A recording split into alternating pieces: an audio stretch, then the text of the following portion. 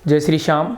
नमस्कार, मैं आपका दोस्त महेश कुमार आपके सामने फिर अपने पसंदीदा YouTube channel MS science expert पर आपके लिए लेकर आया हूं फिर एक नई अपडेट, नया वीडियो, नई क्लास। और वो क्लास है राजस्थान यूनिवर्सिटी के BSc फर्स्ट सेमेस्टर के एग्ज़ाम अभी स्टार्ट होने वाले हैं और उन एग्ज़ाम्स को लेकर जो इम्पोर्टेंट क्वेश्चन की हमारी सीरीज चल रही थी, जूलॉजी के इम्पोर्टेंट क्वेश्चन हमने कंप्लीट करवा दिए और केमिस्ट्री के जो सिलेबस था वो भी हमने नया सिलेबस जो है वो कल देर रात अपलोड कर दिया है, वो आज सुबह आपको मिल जाएगा। ठीक है।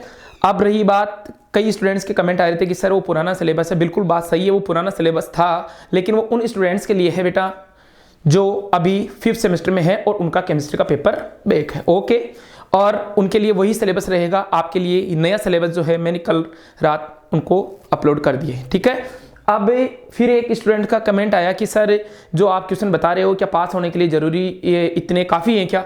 बहुत सारी काफ़ी हैं, आप इनको एक बार पढ़ो तो सही, देखो तो सही। ये भी अगर आपको याद हो जाते हैं तो बहुत कुछ आपको याद हो जाता है। ठीक है। अब एक बात और है कि कई स्टूडेंट क्या करते हैं कि क्वेश्चंस को उतार लिए और टिक लगा लिए अपनी नोटबुक में, जो भी याद करने की जो आपके पास पाठ्य सामग्री है उसमें, लेकिन क्वेश्चंस को समझ रहे नहीं है। क्वेश्चंस कई प्रकार से घुमा फिरा कर आ सकता है, तो आप वीडियो को बिना स्किप किए हुए पहले पूरा वीडियो देखें, समझें, उसके बाद में ही क्वेश्चंस को अपनी नोटबुक में वर्कआउट कीजिए। ठीक है। तो बिना समय व्यतीत किए हुए हम अपनी क्लास की ओर बढ़ते हैं। पहला क्वेश्चन हमारा BSc फर्स्ट सेमेस्टर रेगुलर और नॉन कॉलेज स्टूडेंट के लिए है। पहला क्वेश्चन हमारा है यूनिट फर्स्ट का पहला क्वेश्चन है, टिप्पणी लिखिए, write a short notes on given points. Okay, first question, अक्रिय युग्म प्रभाव जैविक क्षेत्र में S ब्लॉक की उपयोगिता। जो S ब्लॉक के एलिमेंट्स हैं उनका बायोलॉजिकल एरिया में उनका यूज क्या है। तीसरा जो अपना शॉर्ट नोट्स है, विद्युत ऋणता ज्ञात करने की पोलिंग विधि क्या है। चौथा जो अपना शॉर्ट नोट्स है वो ग्रिग्नार अभिकर्मक जो RMgX है वो कैसे बनाया जाता है, उसकी क्या उपयोगिता है। और पांचवा जो अपना पॉइंट है वो एल्किल लिथियम को सुपर ग्रिग्नार अभिकर्मक क्यों कहा जाता है। एल्किल लिथियम को सुपर ग्रिग्नार अभिकर्मक क्यों कहा जाता है, समझाइए। ठीक है। उसके बाद में बात करते हैं क्राउन ईथर क्या है। क्वेश्चन नंबर 2, क्राउन ईथर क्या है तथा स्लेटर के नियम को भी लिखिए। स्लेटर का जो नियम वेरी वेरी इंपॉर्टेंट पॉइंट है, स्लेटर का नियम लिखिए। तथा क्लोरीन के साथ नाभिक के आवेश की गणना कीजिए। क्लोरीन के साथ नाभिक के आवेश की गणना। क्वेश्चन नंबर 3 है, S ब्लॉक के तत्वों की संकुचन प्रकृति। S ब्लॉक के जो एलिमेंट्स हैं वो किस प्रकार से उनमें संकुचन प्रवृत्ति पाई जाती है। और बेरिलियम और एल्यूमिनियम में विकर्ण संबंध को दर्शाना है। इंपॉर्टेंट क्वेश्चन है ये, अभी बता देता हूं मैं। S ब्लॉक के तत्वों की संकुचन प्रकृति और बेरिलियम तथा एल्यूमिनियम में विकर्ण संबंध को समझाइए, टिप्पणी लिखिए। ये इंपॉर्टेंट क्वेश्चन है। क्वेश्चन नंबर 4 जो है, निम्न के उत्तर दीजिए जिसमें क्लोरोफिल की संरचना है।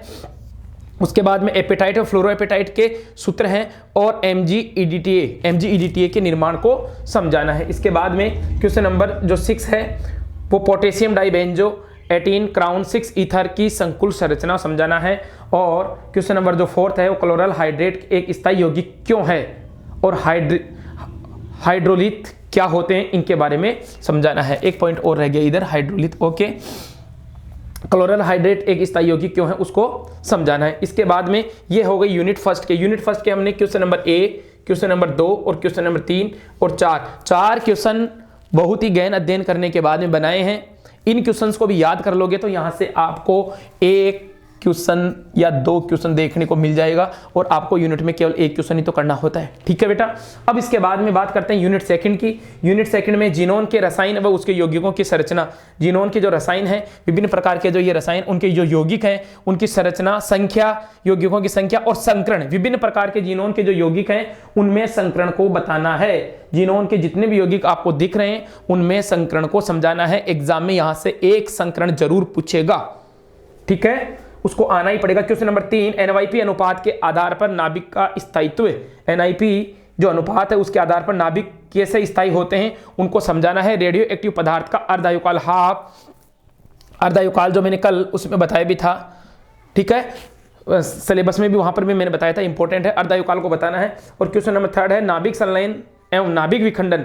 नाभिक संलयन और नाभिक विखंडन की जो क्रियाएं हैं उनको समझाना है। समानुपातन एवं असमानुपातन को समझाना है। द्रव्यमान क्षति व बंधन ऊर्जा क्या है। ये हमने बहुत ही सोच समझ के पिछले साल के जो पेपर हैं उनका अध्ययन करके, या पिछले साल या 2 साल से यूनिवर्सिटी क्या क्वेश्चन पूछ रही है, कौन से क्वेश्चन इंपॉर्टेंट है, काफ़ी गहन अध्ययन करने के बाद में 4 क्वेश्चन तो हमने यूनिट फर्स्ट में और 3 क्वेश्चन यूनिट सेकंड में आपके लिए प्रोवाइड करवाए हैं। एक क्वेश्चन को पहले समझें, देखें, पढ़ें और पहले तो इनको रफ एज में लिखें, फिर उसके बाद में कौन सा क्वेश्चन किस यूनिट में किस पेज पर है वहां अपने नोट बुक में उतारें। रही बात, एक स्टूडेंट का कमेंट आ रहा था कि सर अब हम याद किस में से करें, तो जूलॉजी के तो मैंने पूरे के पूरे क्वेश्चन आपको पूरे के पूरे आंसर मैंने प्लेलिस्ट में डाल रखे हैं, मैंने सारी वीडियो समझा रखे हैं, सारी क्लासेस समझा रखी है, प्रोटोजोआ से लेकर कोडेट्स तक, हेमिकोडेट्स तक हमने बता रखी है, उससे बाहर कोई जाएगा नहीं।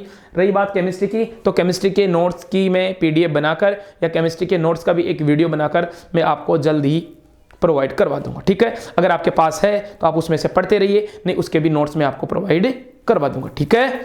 हमारे द्वारा बताई गई जानकारी अगर आपको अच्छी लगती है तो चैनल को लाइक करें, ज़्यादा से ज़्यादा अपने दोस्तों के पास शेयर करें, क्योंकि जितने ज़्यादा शेयर करोगे उतना ही आपका और अपने दोस्तों का फायदा है, क्योंकि क्वेश्चन पेपर है इनमें से ज़रूर आएगा, एक बात। दूसरी बात, अगर किसी को इनमें से एक क्वेश्चन भी मिल रहा है, एक क्वेश्चन उसको खुद को आता है, या 2 क्वेश्चन मिल रहे हैं, मैंने 4 यूनिट के 2 क्वेश्चन इसमें से मिल गए, 2 क्वेश्चन उसको खुद को आ रहा है, तो पूरा पेपर हो गया ना सोल्व। तो इस प्रकार से आप ज़्यादा से ज़्यादा अपने जो स्टूडेंट्स के ग्रुप हैं उनमें शेयर कीजिए, क्वेश्चंस को समझिए, उसके बाद में अपने वर्कबुक में उतारिए, ठीक है। धन्यवाद।